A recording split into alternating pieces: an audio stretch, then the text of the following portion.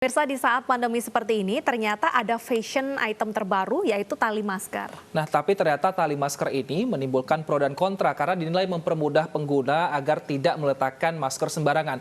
Namun di sisi kontranya ternyata penggunaan tali masker ini tidak dianjurkan karena ketika menggantungkan masker, bagian dalam masker akan mengenai bagian dada yang tidak tertutupi. Bagian dada bisa terkena droplet dari lawan bicara. Udah lepas. Sehingga rantingnya dilepas.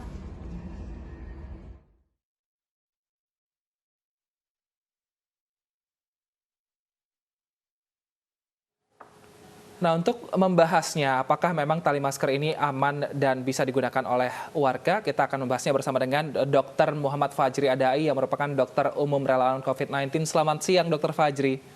Selamat siang. Baik dok, sekarang ini tali masker jadi fashion item baru dan menambah kepercayaan diri orang lah bagi yang pengguna masker saat ini. Nah, tapi baguskah penggunaan tali masker ini dok? Dianjurkan nggak oleh tim medis? Sebenarnya tidak dianjurkan. Kenapa? Karena bisa terjadi nanti namanya cross contamination atau kontaminasi silang. Misalnya apa? Misalnya ini, masker itu kan tujuannya untuk melindungi kita dari droplet ya, atau dari kuman gitu dari luar. Berarti kan ceritanya permukaan luarnya kotor nih. Bisa aja dari kotor tersebut kalau kita gantung, kena ke baju kita gitu. Atau sebaliknya, dari baju kita bisa aja kan dari luar, terus kena bagian masker bagian dalam gitu, terus kita pakai. Jadi kita malah terinfeksi dari situ. Itulah kenapa berbahaya, jadi tidak disarankan. Baik, lantas bagaimana cara menyimpan masker yang tepat jika kita sedang berada di restoran terus mau makan, dok? Yang pertama, kita bisa menyimpan, jadi kita lepas dulu dari talinya ya. Jadi yang dipegang talinya doang, jangan bagian yang luar. Pegang, buka dari talinya, simpan di dalam, kalau misalnya ada amplop coklat ya, atau amplop yang kertas ya, bukan coklat, yang kertas gitu, atau dia berbahan yang meshable, kalau bahasanya CDC. Jadi yang misalnya dia ventilasinya bagus, supaya nggak berjamur gitu. Itu kalau misalnya mau dipakai lagi. Kalau kita nggak bawa, CDC boleh sih nyaranin taruh di kantong ya, atau misalnya di selipan tas gitu boleh. Tapi habis disimpan, dicuci tangan, kita cuci tangan gitu. Karena kan udah terkontaminasi tangan kita nih dari virus. Asumsinya begitu. Dan pakai tali juga nggak bagus karena kita jadi terbiasa membukanya. Jadi udah kebiasaan membuka kan ya udah digantung enak. Malah jadi nggak disiplin pakai talinya. Oke. Kalau maskernya udah kotor, boleh langsung dengan tata cara yang sama tadi ditaruh di dalam kantung plastik gitu. Kalau udah basah misalnya atau terlihat kotor atau udah 4 jam misalnya lepek gitu, itu harus segera diganti ya, ditaruh, dicuci di rumah ya, dikeringin habis itu gitu.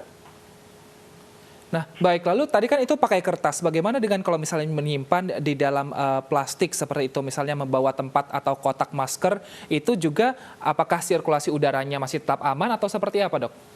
Kalau misalnya itu masker mau dicuci, nggak apa-apa ditaruh di plastik atau misalnya di kotak gitu. Tapi kalau misalnya masker itu ingin dipakai kembali, kotaknya ini dan kan nggak bersirkulasi. Jadi itu juga malah jadi tumbuh kuman nanti di situ. Jadi kalau kita mau pakai lagi, pilih kantung yang bersirkulasi ya. Tadi ya contoh kantung kertas ya, atau kantung rajutan misalnya, gitu sih. Baik, lantas apa saran dokter bagi pemerintah mengingat saat ini tali masker ini sudah menjadi peluang bisnis, dok? Sebaiknya dilarang dan dihimbau berulang-ulang gitu.